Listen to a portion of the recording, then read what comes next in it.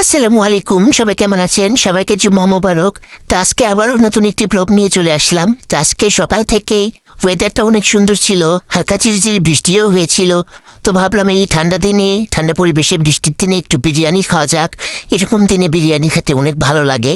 তো আমার যে ভাবা সেই কাজ। তো চলুন শুরু করা যাক। এখানে বিরিয়ানির জন্য আমি মাংস ম্যারিনেট করে রেখেছি। তো প্রথমে আমি রাইস কুকারে বাটিতে নিয়েছিলাম রাইসে দিব বলে।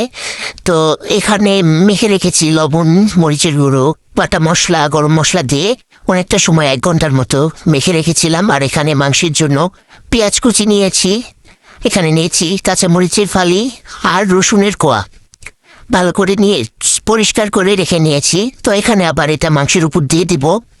মাংসের উপর ভালো করে পেঁয়াজ, কাঁচামরিচ, রসুনগুলো দিয়ে দিলাম। তো পরবর্তীতে আম্মু আবার এটা মাটির চুলায় দিয়েছিল কষানোর জন্য। বলতেছিল যে রাইস কুকারে নাকি ধরবে না, অনেকটা পরিমাণ দিবে, তো এই জন্য তো এটা ভালো করে কষিয়ে নেবেন। আম্মু অনেকটা সময় ধরে মাংস কষিয়েছিলেন। আপনারা জানেন আমরা মাংস অনেকটা সময় ধরে কষাই।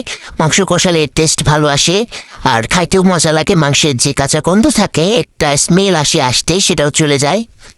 তো অনেকটা সময় ধরে মাংস কষানোর পর এখানে চাল নিয়েছিলেন। তো আজকে আমি রান্না করতে গিয়ে দেখি যে আমাদের পোলাও চাল শেষ হয়ে গেছিল। তো নতুন করে আবার চাল নিয়ে আসলেন। তো এই তো চালগুলো পরিষ্কার করে ধুয়ে নেবেন। তো এই তো নেওয়ার পর চাল আর মাংস একত্রিত করে মিশিয়ে নিচ্ছেন। ভালো করে মাংসের সাথে চালগুলো মেশানোর পর অনেকটা সময় ধরে চালগুলো ভেজে নেবেন। চাল ভাজা ভালো হলে খেতে ভালো লাগবে, বিরিয়ানিতে ঝরঝরা হবে। তাই জন্য এখানে মেখে নিচ্ছিলেন আর ভেজে নিচ্ছিলেন। অনেকটা সময় ধরে ভেজেছিলেন। তো যেরকম বললাম না, প্রথমে যে আম্মু রাইস করে বাটিতে নিয়েছিলেন, পরে আবার পাতিলে দিয়েছেন। তো ভাবলাম আজকে সারাদিন বিরিয়ানি খাবো, দুপুরেও খাবো, রাতেও খাবো। এই জন্য একটু বেশি করে উঠিয়ে দিয়েছিলেন। তো এই জন্য রাইস করে বাটিতে না দিয়ে আবার পাতিলে দিল। আর মাটির চুলায় রান্না করলে অনেক ভালো স্বাদ আসে, এই জন্য আবার মাটির চুলাতে দিয়েছে। তো এরপরে এখানে পরিমাণ মতো পানি দিয়ে এটি দমে দিয়ে দিবেন।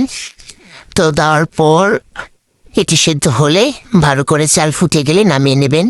তো এই তো আমাদের বিরিয়ানি হয়ে গেছে। এটা স্মেল অনেক সুন্দর আসতেছিল আর খেতেও অনেক মজার হয়েছিল, অনেক দুর্দান্ত স্বাদ হয়েছে। আপনারা ওইভাবে ট্রাই করবেন আর জানাবেন কেমন লাগে। আমার ভিডিওতে আমাকে ভালোবাসা দেবেন, বেশি বেশি লাইক, কমেন্ট এবং শেয়ার করবেন। তো আজকে এতটুকুই। সবাইকে আল্লাহ হাফেজ।